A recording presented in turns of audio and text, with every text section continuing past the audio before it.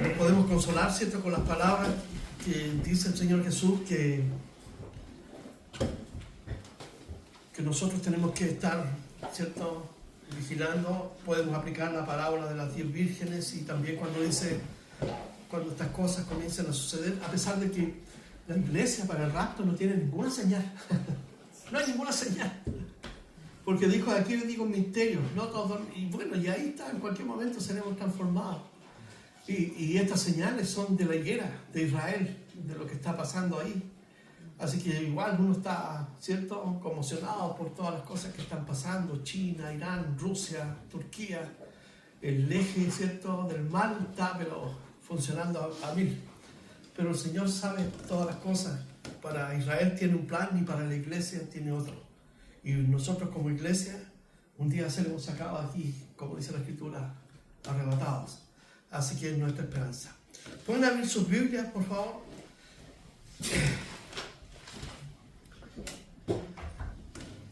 En Lucas, el capítulo 6, parece que vimos pocos versículos la semana pasada.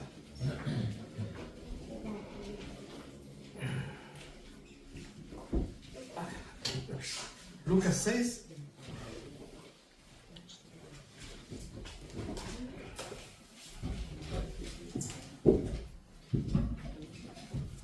Estuvimos viendo la cuestión de los discípulos cuando estaban recogiendo las espigas. ¿Se acuerdan que yo creo que detrás de cada espiga había un fariseo ahí mirando? Eran inoportunos, estaban detrás de Jesús y de los discípulos por todas partes. Estaban espiándolos porque ya se habían puesto de acuerdo para eliminarlo. Pero Jesús está en el inicio del segundo año de su ministerio, está, ¿cierto?, yendo por todas partes. Queda mucho todavía. Él tiene mucho que hacer, mucho que enseñar. Así que estamos ahí mirando cómo Jesús está haciendo su obra. Del versículo 6, vamos a ir al versículo 6 entonces. Luego que Jesús, ¿cierto?, les dice, el Señor es el día de reposo, es el Señor del día de reposo, y vimos que el día de reposo, tal como lo dice Lucas, no es el sábado, porque en el primer siglo no existían los días como nosotros los conocemos hoy día. Solamente que los adventistas y los judíos, ¿cierto?, se acomodaron, pero nosotros, reposo. Pablo en Romanos 14, si quieren buscar conmigo Romanos 14, para concluir una idea que tenía ahí, Romanos 14.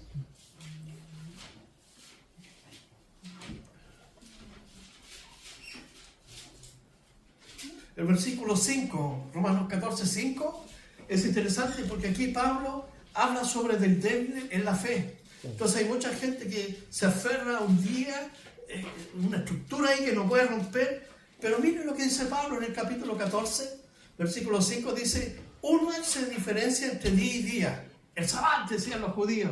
Los gentiles era el día del Señor, el día domingo. Pero los judíos decían el sábado, ¿cierto? Entonces había una discrepancia, una fuerte tensión, y por eso había tantas luchas en la iglesia. Por ejemplo, uno va a la iglesia de Gálatas, ¿cierto? Estaban los judaizantes entrando constantemente a decirle a los hermanos que tenían que guardar la ley, los ritos de la ley. En Colosenses, la iglesia de Colosa, estaban los judaizantes, pero también estaban los filósofos, ¿no?, los místicos, ¿cierto?, y de las lunas llenas y cosas así.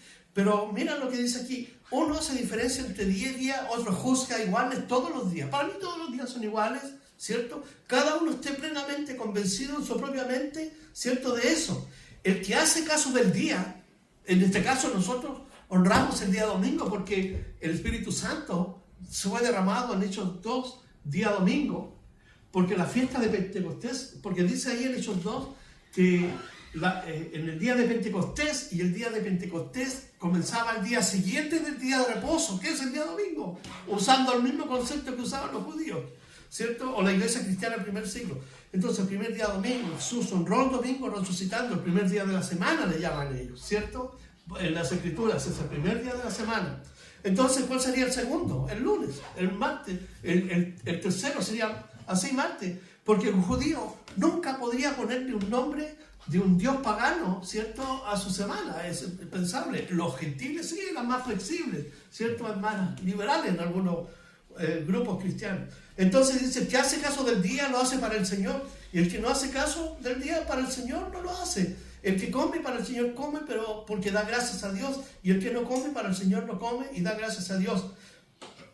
Dice el versículo 7, porque ninguno de nosotros vive para sí y ninguno muere para sí. ¿Por qué? Porque somos de Cristo.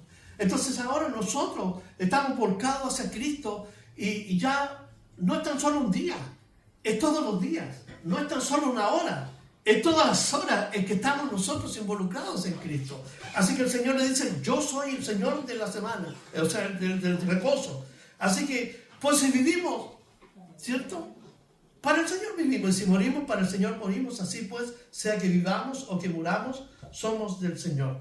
Así que eso es, nada más, para que concluir y cerrar ese toque legalista que tenían los judíos, y el Señor se lo rompe. ¿Por qué? Porque el Señor creó los 6 días en los cielos y la tierra, y el 7º descansó. Entonces, hay un día que uno tiene que dejar para descansar, en el sentido de para tomar tiempo para honrar a Dios, para estudiar su palabra. Dice aquí el versículo entonces 6. Aconteció también en otro día de reposo, y Jesucristo entraba a las sinagogas deliberadamente, ¿cierto? Como buen judío tenía que estar ahí, pero también tenía otra idea, que era sacar y romper la rutina religiosa en la que estaban envueltos los judíos del primer siglo. Eran tan legalistas que no se permitían hacer ciertas cosas, pero vimos la semana pasada que existía la ley de misericordia. En el caso de los discípulos, por ejemplo, que estaban recogiendo espigas, la ley permitía en día de reposo recoger espigas, pero lo que no permitía era meter la hoz, una pala, un chuzo, sino que recogerla con las manos, frotarla y comerlo. Lo permitía. Entonces había una ley de misericordia que estaba allí, y ellos, por eso Jesús les dice, ¿cómo ustedes no conocen estas cosas? ¿No han leído estas cosas? Y estuvimos reflexionando, recuerden, sobre la importancia de no tan solo leer, sino también meditar en la palabra de Dios. Y eso nos hace mejor que leer, porque muchas veces leemos a la rápida, pero nos vamos y como dice Santiago, es como un hombre que mira su rostro en el espejo y se va, y después intenta acordarse lo que vio, pero su mente está ida. Y muchas veces como cristianos leemos las Escrituras y nos vamos, ¿cierto? Pero cuando meditamos en la palabra de Dios es otra cosa. Porque el meditar es reflexionar, y allí el Espíritu Santo, ¿cierto?, trabaja en nuestro corazón para iluminarnos la palabra de Dios. Entonces entró un día de reposo en la sinagoga y enseñaba. Fíjense que Jesús no tan solo sanaba, ni tampoco él liberaba a las personas que estaban poseídas por demonios. También enseñaba. Una de las áreas importantes en la vida de Jesucristo era la enseñanza. La predicación era afuera porque él predicaba, pero la sinagoga él enseñaba. Y debemos recordar que la sinagoga, ¿cierto?, aquí estaba en Galilea, en Capernaum todavía, que pertenece a Galilea. Son más de 240 villas que hay en Galilea, y cada una tiene su propia sinagoga. Por lo tanto, él aprovechaba ese ¿cierto?, como púlpito para predicar y enseñar en este caso. Dice, y enseñaban la palabra de Dios. La enseñanza, fíjense, lo primero es la conversión en la vida del cristiano. Porque si uno no está convertido a Jesucristo, uno puede leer la Biblia y va a ser un punto oscuro, no entendible. ¿Cuánta gente intenta leer la Biblia, ¿cierto? Estoy seguro que muchos ustedes han conversado con personas que les dicen, no entiendo lo que leo, porque el Espíritu Santo es el que ilumina la palabra de Dios. Por eso Jesús dijo, cuando venga el Espíritu Santo, Él os recordará todas las palabras que os he hablado. Por lo tanto, el estudio de la palabra de Dios es tan vital en la vida de un cristiano, en la vida de un discípulo. Porque Jesús en 28 de Mateo, versículo 19, cuando Él va a ascender, le dice a los discípulos en la gran comisión que tienen que ir por todo el mundo, predicando el Evangelio. Dice, y hacer discípulos enseñándoles que guarden todas las cosas que os he enseñado. Es decir, Ellos son el receptáculo durante 3 años de un proceso de información que ellos reciben, ¿cierto? Teórico y práctico. Entonces, eso mismo ellos tienen que verter, ¿cierto? O enseñar a otras personas para que las personas puedan conocer a Jesucristo y su vida pueda ser afianzada sobre la enseñanza de Jesús y no sobre una experiencia cristiana puntual. Entonces, él enseñaba. Es importante eso. Conocemos el texto ¿cierto? De 2 Timoteo 3:16 que dice: toda la escritura es inspirada por Dios y útil para enseñar, para redarguir, para corregir, para instruir en justicia, a fin de que el hombre sea perfecto, completo, enteramente preparado para toda buena obra. Así que la escritura cumple un rol fundamental en la vida cristiana. Entonces Jesús entra a la sinagoga a enseñar. Pero algo ocurre allí, porque dice, y estaba allí un hombre que tenía seca la mano derecha. Lucas es un médico y es más agudo en su observación. Por ejemplo, Mateo dice que era un hombre que tenía la mano seca, lo mismo Marcos. Pero Lucas, como médico, ¿cierto? Él mira otras cosas más profundas. Es como Dios, ¿cierto? O como nosotros, como cristianos, a veces miramos cosas, pero superficiales. Pero cuando meditamos en la palabra de Dios, podemos entrar un poco más profundo en esta escritura. Y el hombre, la mano derecha. Según la tradición, Tertuliano, ¿cierto? Y otros escritores que son los padres de la iglesia y la misma Didache, dicen que él era un albañil, un hombre que usaba su mano para trabajar. Entonces estaba allí un hombre que tenía la mano seca, pero su futuro, su trabajo dependía de eso. Eso es lo que afirma la tradición. Es extra bíblico, pero es un dato importante que lo dan algunos padres de la iglesia. Dice, fíjense, y le acechaban los escribas y los fariseos. ¿A quién es Jesús? Para ver si en el día de reposo los sanaría, a fin de hallar de qué acusarle. ¿Cuál era la premisa que gobernaba a estos hombres? Era precisamente el odio. El odio contra Jesús. Porque ellos literalmente lo vigilaban asiduamente con malas intenciones. Uno se ha encontrado con cierta clase de personas así que andan puro, ¿cierto? Mirando cómo te pueden hacer algo contra tuya. Y literalmente vigilaban asiduamente con malas intenciones. La idea era encontrar algo en Jesús para destruirlo. Eso también lo podemos ver en el propio diablo y sus demonios, que una de sus estrategias es observarnos durante todo el día. Él está al acecho de aquellos que están caminando en la palabra de Dios.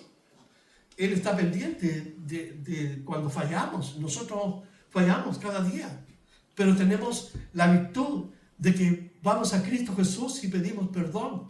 No significa que estamos cometiendo pecados, ¿cierto? Continuamente el mismo pecado. No, hay situaciones que se dan, pero tenemos que arrepentirnos delante de Dios.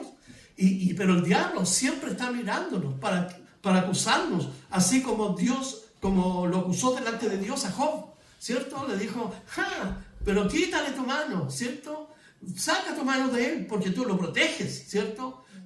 Él es fructífero, es un potentado, tiene familia, porque tú lo estás bendiciendo, ¿ya? Y si no tuviera la bendición, a lo mejor estaría blasfemando. Quítale la mano. ¿Cuántas veces el enemigo de nuestras almas está delante de Dios? Dios lo permite en su soberanía que él vaya y te acuse y me acuse, ¿cierto? Míralo, ya ahí está de nuevo, ahí mintió, mira lo que hizo. Todas estas cosas. Entonces, del mismo modo que los fariseos vigilaban a Jesús, el enemigo también muchas veces vigila nuestras almas. Por eso nosotros debemos ser sobrios y velar, como dice Efesios 6:12, ¿cierto? Y Pedro también, porque nuestro adversario, dice, el diablo anda como un león rugiente buscando a quien devorar. Y eso es verdad. Cuando uno mira la realidad de la vida de la iglesia en el sentido de cada cristiano en forma individual, ¿cuántos cristianos están luchando, ¿cierto? Con sus propias debilidades, pero también con ataques intensos de parte del enemigo? Porque él quiere destruir la familia, quiere destruirnos individualmente para que neguemos al autor y consumador de nuestra fe. Entonces estaba allí un hombre y le estaban vigilando. Y el versículo 8 dice, mas él conocía los pensamientos de ellos y dijo al hombre que tenía la mano seca, levántate. Fíjense que Jesús no rehuye. Jesús desafía a la autoridad religiosa del tiempo. Él no se esconde, ¿cierto?, en su ministerio. Él se para delante de las autoridades, ¿cierto?, y los desafía. El hecho de decirle parte al medio es un gran desafío a estos religiosos que estaban ahí. Entonces le dice, levántate, una orden. La autoridad de Jesús, fíjese, y ponte en medio. Y él, levantándose, se puso en pie. Hay una orden, hay autoridad, pero también hay un reconocimiento, no tan solo de la orden, pero de la autoridad que viene de Jesús. Por eso que el hombre se pone en pie, porque el reconocer a Jesucristo para cualquier judío significaba la expulsión de la sinagoga. Entonces muchos se cuidaban de no aparecer como un adepto de Jesús. Recuerden que Nicodemo vino de noche a Jesús.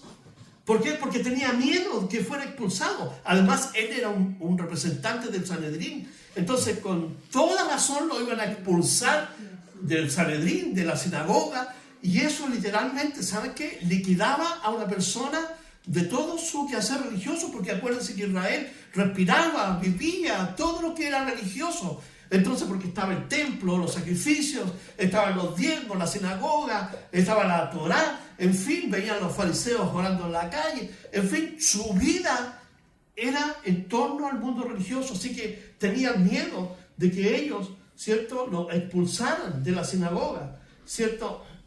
Entonces, pero obedece por la autoridad del que dice, ponte al medio, dice, y él levantándose, se puso en pie. Entonces Jesús les dijo, os preguntaré una cosa, y fíjense la pregunta que va a hacer Jesús. ¿Es lícito en día de reposo hacer bien o hacer mal? Qué curiosa la pregunta que Jesús hace. Porque podría haber quedado solamente, ¿es lícito hacer el bien? Pero él está preguntando, ¿y hacer el mal también? ¿Es lícito hacerlo en día de reposo? Esta pregunta tiene en realidad un sentido doble a los que estaban allí. No tan solo a los fariseos y los escribas, sino también a la gente que estaba en la sinagoga. Recuerden, la ley de misericordia permitía comer, permitía rescatar a un animal, sanar a una persona si estaba enferma. Entonces la ley contemplaba eso porque Dios es sabio y Dios sabía entonces que en el reposo el corazón del hombre iba a trastocar estos mandamientos y llevarlos a un extremo de tal manera que iba a ser, en vez de libertad, iba a convertirse en una prisión. Y entonces la gente no iba a poder disfrutar de la relación con Dios, iba a encontrarse aprisionado. Entonces Dios, en su sabiduría, permite que Moisés, ¿cierto?, el Espíritu Santo lo inspire a escribir estas leyes de misericordia. Estaba la ciudad de refugio, por ejemplo. ¿Han leído sobre la ciudad de refugio? Cuando alguien, por ejemplo, por un acto imprevisto, ¿cierto?, ejecutaba una acción y que afectaba la vida de una persona, no habiendo dolo o intención de hacerlo, Dios dispuso ciudades de refugio. Entonces esta persona podía correr a la ciudad de refugio y decir, mire, yo hice algo, esta persona murió, pero yo no lo quise hacer. ¿Y qué hacían? Lo guardaban en la ciudad hasta que venía el juicio y se presentaban las demandas y las evidencias y todo eso, y dictaminaban. Si el hombre era hallado culpable, entonces ahí mismo era ejecutado. Pero si era inocente, entonces el hombre era liberado. ¿Se dan cuenta? Dios dejó dispuesto de tal modo la ley que los hombres pudieran disfrutar en conocer a Dios, que no había restricciones. Por ejemplo, en los 6 años en que la tierra podía ser trabajada y el 7º tenían que dejar la tierra, los que eran latifundistas o dueños de terreno, tenían que dejar los terrenos libres de producción para que los pobres, los huérfanos, las viudas, el extranjero pudieran venir y alimentarse y tomar de la tierra.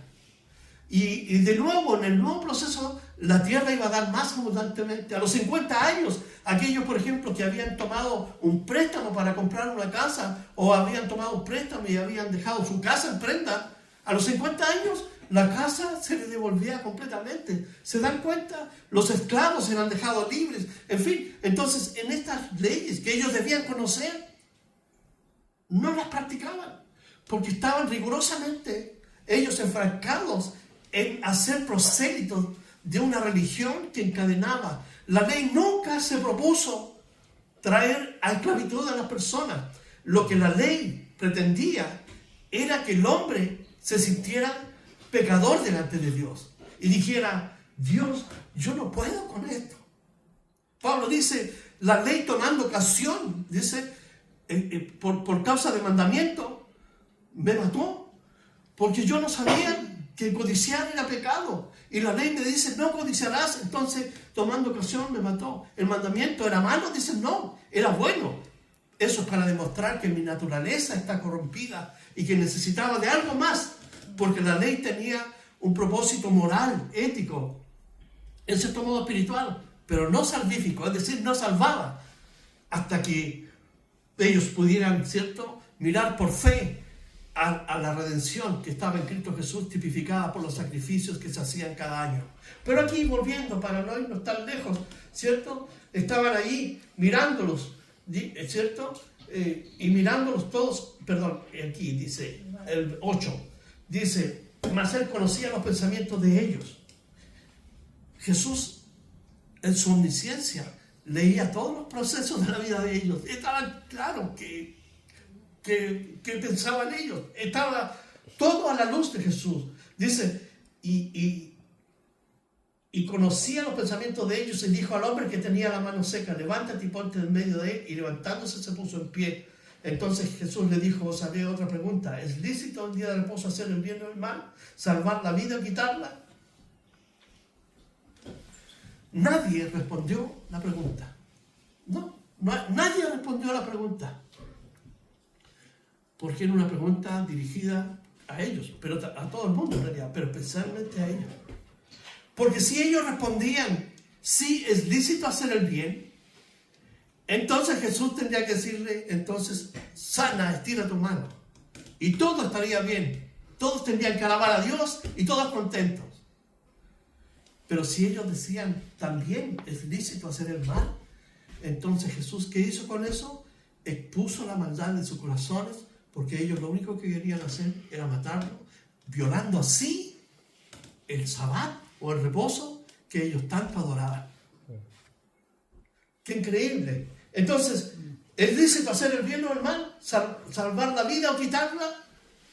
Y fíjense que la pregunta está descompuesta hacia el hombre para ser sanado o hacerle el bien, y hacia él. ¿Por qué? Porque ellos solamente querían quitarle la vida. Y dice, y mirándolos a todos alrededor, dijo al hombre, extiende tu mano. Y él lo hizo así. Y miren, el poder de Jesús puede sanar a una persona. Extiende tu mano, le dijo. Y su mano fue restaurada. Entonces yo no sé si la había perdido, si tenía, pero su mano comenzó, ¿cierto?, a trabajar normalmente. ¿Y qué dice el versículo 11? Y ellos cantaron de gozo a Dios. Y ellos se llenaron de furor. ¡Qué increíble! Ellos tenían un odio irracional, como los musulmanes tienen hacia el cristianismo. Ellos dicen que en su libro, el Corán, que ellos tienen que asesinar a los impíos, a los infieles, así nos llaman. Nosotros somos los infieles. Y ese odio irracional que estaba en los fariseos, están los musulmanes, están los hindúes, están en todos aquellos que odian el cristianismo. ¿Por qué? Porque no aceptan y toleran que Jesús sea el Salvador de la humanidad. Los musulmanes dicen, Dios nunca tuvo un hijo. Y cuando uno dice, yo creo en Jesús, ellos lo único que quieren es asesinarte. Tenían un odio tremendo, tremendo. Fíjense que en Marcos 3:6, para que vean cómo la maldad, Marcos capítulo 3 y versículo 6, no sé, esto uno lo puede ver a veces en trabajo, cuando los medios ambientes o los ambientes laborales son medio raros, así. Y uno ve gente que antes se odiaban entre ellos, pero de repente hacen pares para ir a destruir a otro. Mira lo que dice Marcos 3:6. Y salidos los fariseos, porque se llenaron de odio, dice, tomaron consejo, ¿con quién? Con los herodianos, contra él para destruirle. Marcos 3:6. ¿Y quiénes eran los herodianos? Era la antítesis para los fariseos, porque los fariseos los odiaban a morir. ¿Por qué? Porque los herodianos eran partidarios de Herodes, un idumeo, un descendiente de Saúl, que contaba con el beneplácito de Roma. Entonces los judíos no podían aceptar que judíos estuvieran a favor de Roma. Por eso que odiaban a Leví, al publicano, como vamos a ver más adelante, que es Mateo. Pero aquí hacen purga con los herodianos. Dice contra él para destruirle. Otro caso que podemos ver en Lucas 23 del 11 al 12. Lucas 23 del 11 al 12.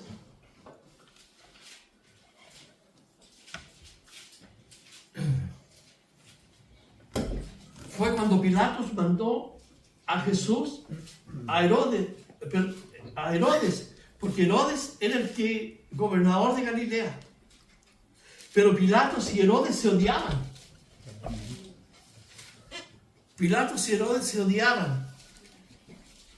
Pero mira lo que dice aquí. Entonces orado Herodes, porque ya Pilatos se lo había mandado para sacarse el problema de encima. Entonces Herodes con sus soldados le menospreció, porque Herodes le decía, haz un milagro, haz milagro. ¿Cierto? Estaba ahí y escarneció, le menospreció y escarneció, y vistiéndole de una ropa espléndida, volvió a enviarle a Pilato. ¿Qué dice el 12? Y se hicieron amigos Pilato y Herodes. ¿Cuándo? Aquel día. ¿Saben cuánto? Los fariseos, los herodianos, Pilato y Herodes, y el diablo y sus demonios contra los cristianos, y los musulmanes y los hindúes, todos en contra de Cristo. Entonces, volviendo al pasaje de Lucas 6, el versículo 11, se llenaron de odio.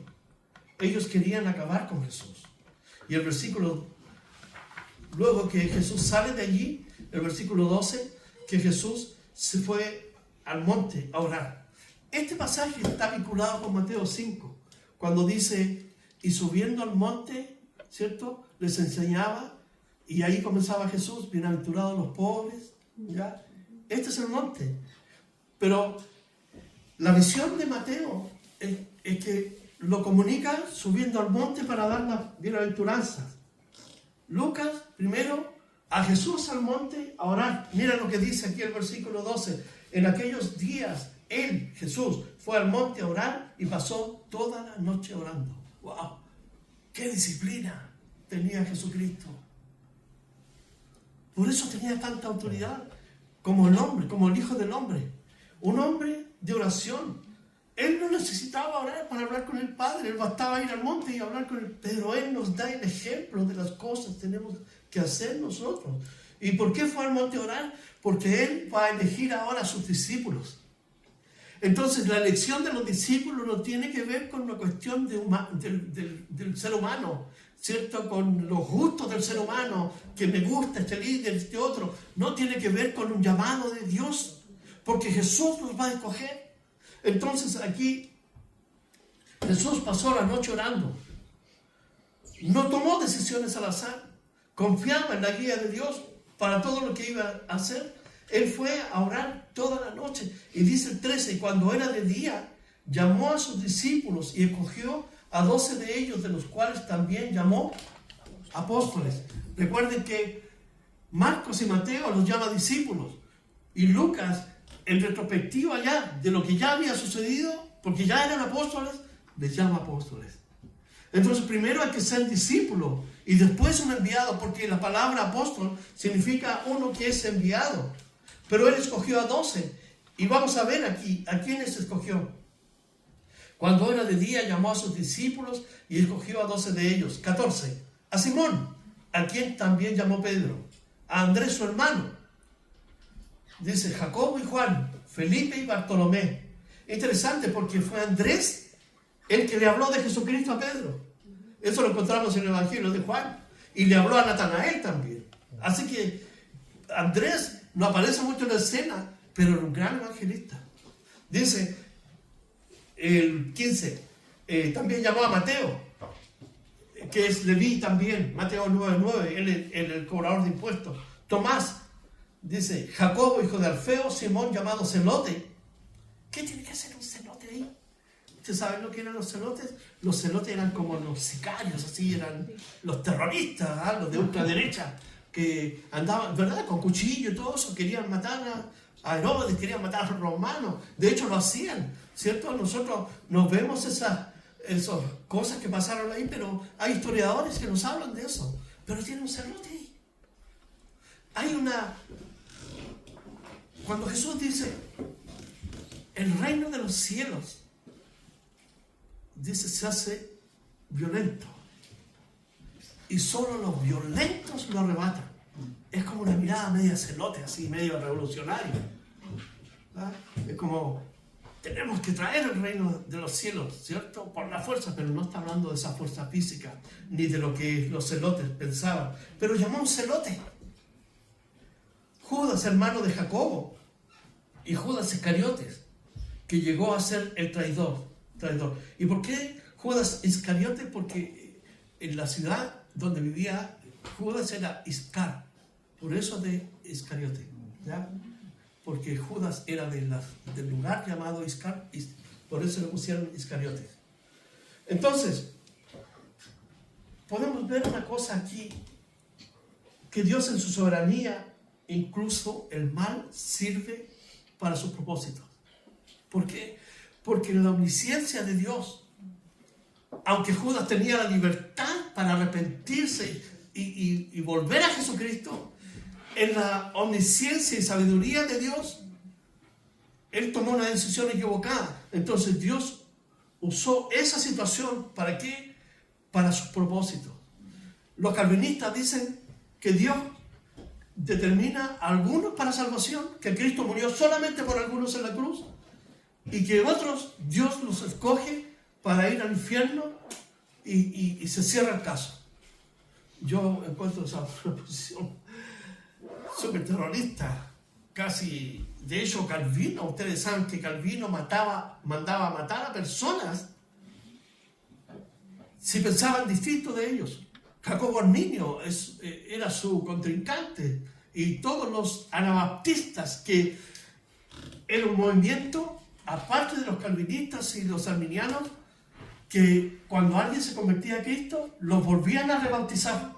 Los volvían a bautizar. ¿Por qué? Porque el bautismo tenía que ver con un arrepentimiento, y no servía el bautismo católico. Y eso le viene a Calvino. Entonces, ¿cómo es posible? Todo hereje. Y los mandaba a perseguir. Entonces, podemos ver que Dios no predestina a la gente para salvación y a otros para el infierno. El Señor, la salvación es para todos, porque dice, porque de tal manera amó Dios al mundo completo, que ha dado a su Hijo unigénito. ¿Para quién?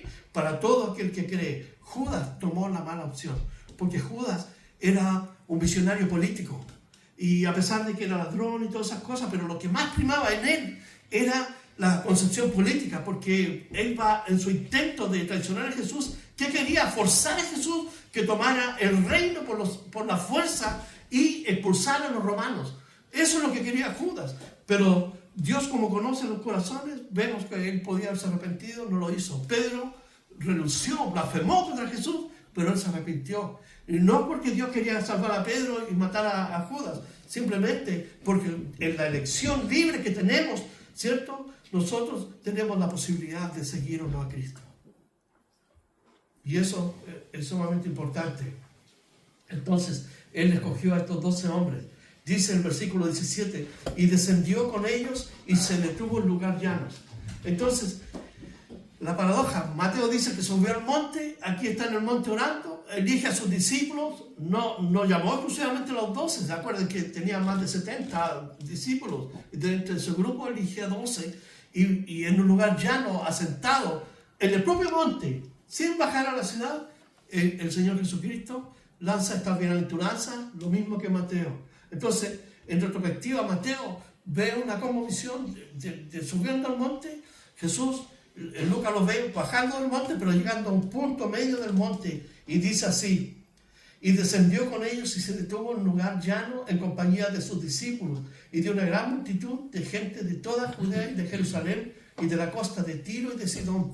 ¿Qué nos muestra esto? Que Dios es Dios de todos los pueblos, porque Tiro y Sidón no pertenecían a Israel, pertenecían al Líbano.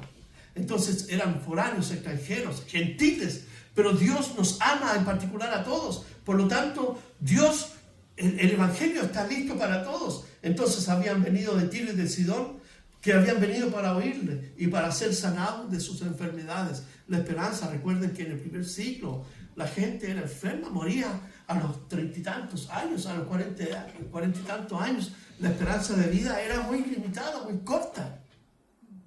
Imagínate tener un apendicitis en Israel en el primer siglo. ¿Qué vas a hacer? Te vas a morir. Todos saben que te vas a morir. No habían las técnicas y la tecnología que tenemos hoy en día, gracias a Dios. Pero en el primer siglo te da una pancreatitis o cualquier cosa, ¿cierto? Y chao pescado. Eso era lo que pasaba en el primer siglo. Entonces Jesucristo era el símbolo de la esperanza. Porque nunca habían oído hablar a una persona con tanta autoridad y que rompía el molde y el esquema y aceptaba a personas que no eran del pueblo judío. Recuerden que los judíos, después del exilio, del post-exilio, después que regresaron con Esdras, con Nehemías, ellos formaron un grupo cerrado, el movimiento sionista, y ellos eran ellos solamente.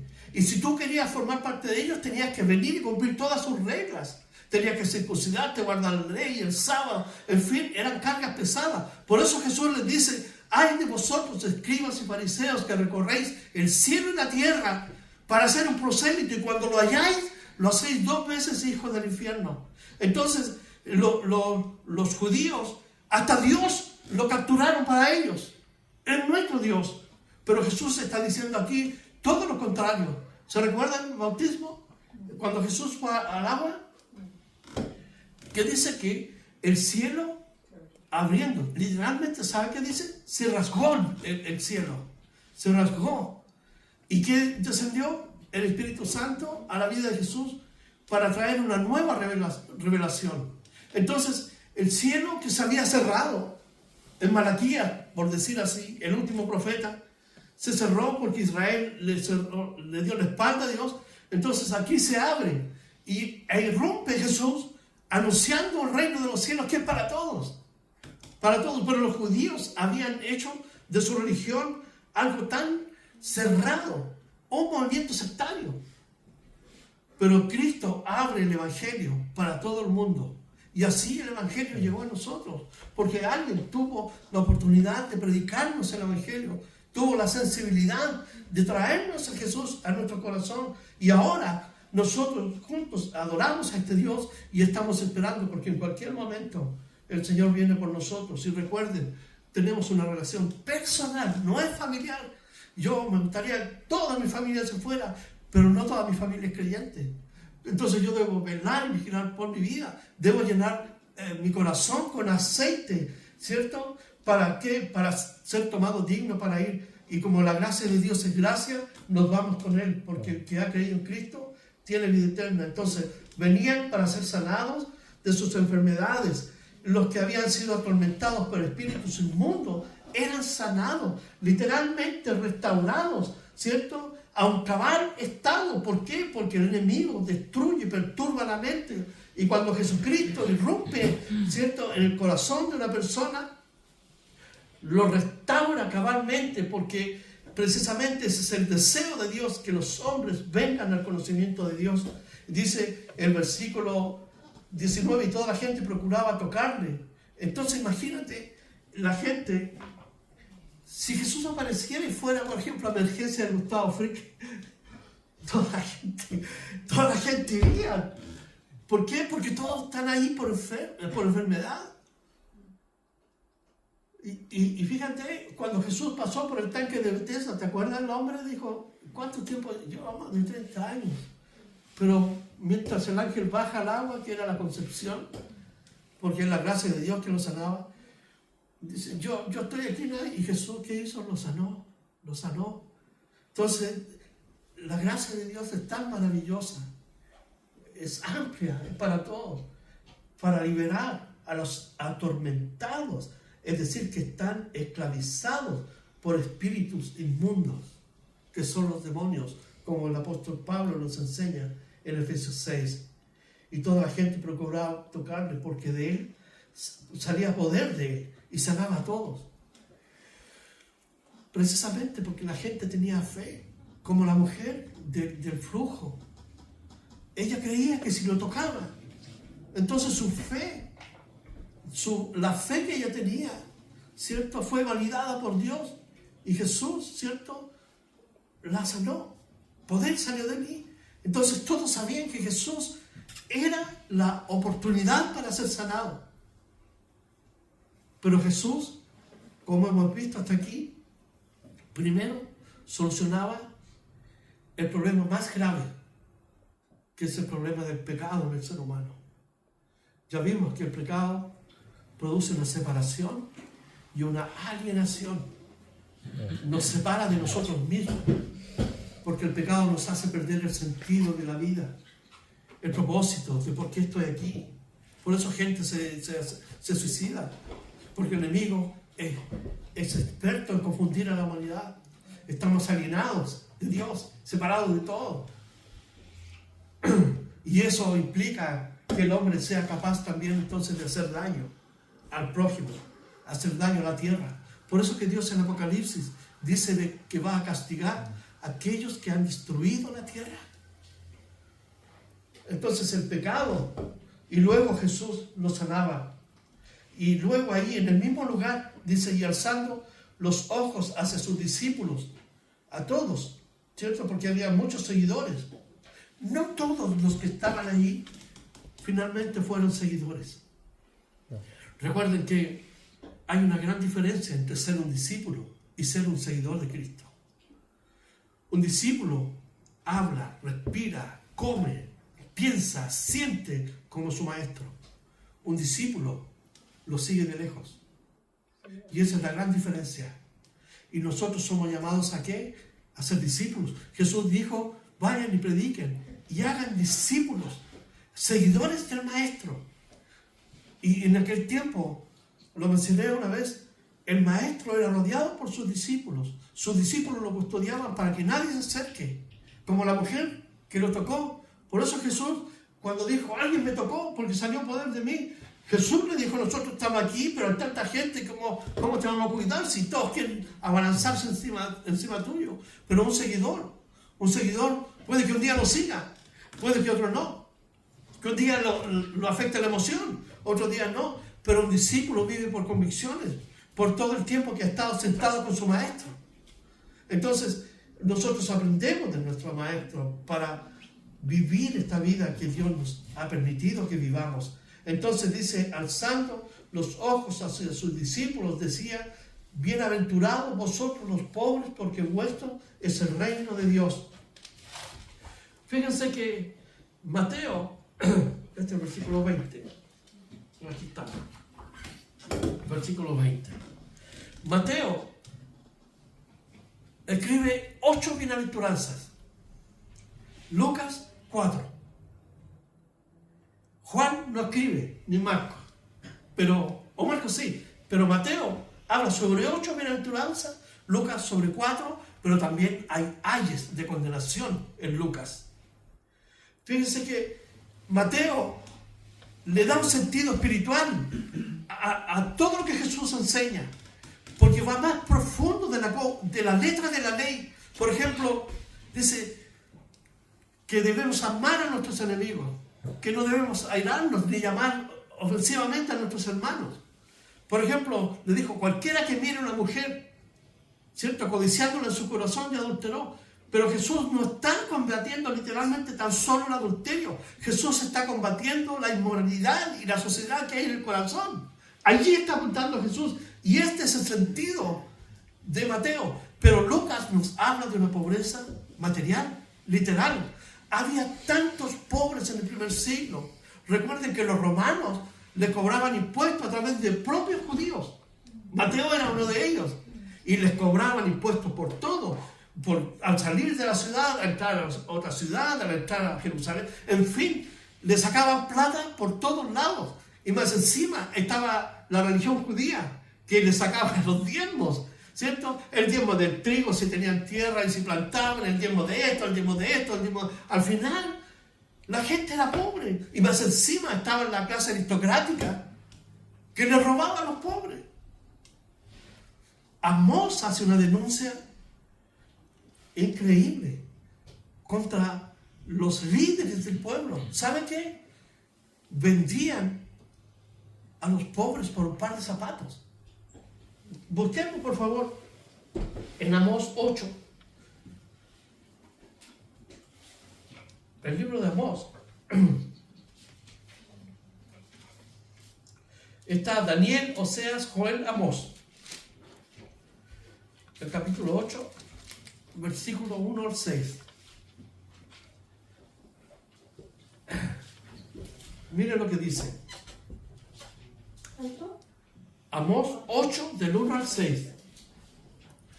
Dice: así me ha mostrado Jehová el Señor. He aquí un canastillo de fruta de verano. Y dijo: ¿qué ves, Amós? Y respondió: un canastillo de fruta de verano. Si hubiera preguntado a un hermano pentecostal, te hubiera dicho, te hubiera dicho cualquier cosa. Pero un canastillo de fruta. Y me dijo Jehová: ha venido el fin sobre mi pueblo Israel, no lo toleraré más. No lo voy a tolerar más. Y los cantores del templo gemirán en aquel día. O sea, ¿se dan cuenta? Así tal cual la iglesia hoy en día. Muchos cantan y alaban, pero su corazón está lejos de Dios. Es una adoración superflua que está basada más en un emocionalismo, centrada en el egoísmo, que en la propia adoración a Dios. Entonces Dios dice aquí: los voy a cortar. Gemirán en aquel día, dice Jehová. Muchos serán los cuerpos muertos. En todo lugar se harán fuera en silencio. Oíd esto, oíd esto, los que explotáis, ¿a quiénes? A los menesterosos, y arruináis a los pobres de la tierra, diciendo: ¿cuándo pasará el mes y venderemos el trigo? Y la semana y abriremos los graneros del pan, y achicaremos la medida y subiremos el precio, y falsaremos con engaño la balanza para comprar los pobres por dinero. Es decir, no tan solo era su deleite robarle, sino también hacerlos esclavos. Dice: comprar por dinero. Y los necesitados, ¿por qué? Por un par de zapatos. La nación que tenía que ser ejemplo, la nación que tenía que ser luz para las demás naciones, mira lo que está haciendo. Por eso Dios dijo: estoy cansado, no lo tolero más. Por eso es que en Oseas, el libro del profeta dice: me divorcio, ya no quiero saber nada con esta mujer. Dice: y venderemos los desechos del trigo. Juró Jehová por la gloria de Jacob: no me olvidaré jamás de todas sus obras. Fíjense que en Proverbios 14:21 dice así. Proverbios 14:21: el que tiene misericordia de los pobres es bienaventurado. Y en Jeremías 5:4 dice: estos son pobres, han enloquecido, no conocen el camino de Jehová, el juicio de su Dios. Entonces, en el año 73 surge un movimiento aquí, con esto voy a terminar, la opción preferencial por los pobres, que es un movimiento que surge en la Iglesia Católica, pero es como un movimiento marxista. Y muchas iglesias cristianas reformadas se fueron por la opción preferencial para los pobres, pensando que ayudar a los pobres, o porque el hecho de ser pobres iban al reino de los cielos. Pero la Biblia tiene una norma clara, que solamente se va al cielo creyendo y aceptando a Jesucristo. El mendigo de Lucas 16 fue al cielo, al seno de Abraham, no porque era pobre y mendigo, sino porque tenía fe y esperanza en Abraham, en las promesas de Dios hechas a Abraham. Entonces, cuando uno habla de los pobres, ¿cierto? Hoy día los pobres, muchos se sienten cómodos porque ya vieron a los pobres, pero el pobre necesita escuchar el mensaje de Dios. Necesita escuchar que Jesucristo lo ama. Si no, pobre como está, se va a ir lejos, separado de Dios. Y Lucas está hablando aquí de una pobreza literal, porque literalmente eran pobres, pero Mateo le da en otro sentido, y este es el complemento que tenemos en los evangelios sinópticos, porque Jesucristo está apuntando, fíjense, bienaventurados los pobres. ¿Dónde dice Jesús en Mateo? En espíritu. Aquellos que, reconociendo la necesidad de Dios, reconocen su pobreza espiritual, reconocen que necesitan conocer más a Dios, que necesitamos conocer más su palabra, que necesitamos orar y hacemos, ¿cierto?, llanto por eso en el corazón. Decimos, Señor, ¿cómo me gustaría? Me siento pobre delante de ti. A ese está apuntando Jesús. Bienaventurados los pobres en espíritu. Porque, ¿qué dice en Mateo? De ellos es el reino de los cielos. Entonces, no se va al cielo y al reino, porque la promesa, ¿cierto? Aquí en Lucas, voy a volver a Lucas 20, dice, porque vuestro es el reino de Dios.